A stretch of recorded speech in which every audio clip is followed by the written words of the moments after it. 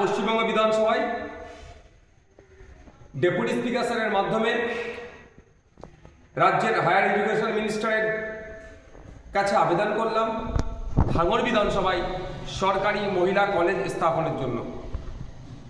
মাননীয় মন্ত্রীকে বললাম, ভাঙড় বিধানসভার বেশিরভাগ মানুষ কৃষিকাজের সাথে যুক্ত, ডে লেবার, দিন আনে দিন খায়, আর ইনফরমাল সেক্টরে তারা বেশিরভাগ কাজ করে। তারা আর্থিকভাবে খুব একটা সঙ্গতি তাদের নাই।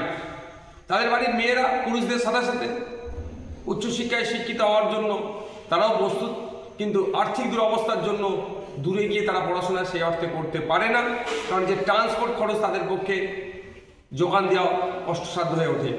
তাই ভাঙড় বিধানসভার মধ্যে মহিলা সরকারি কলেজ নির্মাণ করে ট্র্যাডিশনাল যে সমস্ত সাবজেক্টগুলো আছে, আর্টস, সায়েন্স, কমার্স ইত্যাদির সাথে সাথে এআইয়ের মতো এখন যে চাহিদা সম্পূর্ণ যে সমস্ত সাবজেক্ট আছে, ফুড প্রসেসিং থেকে শুরু করে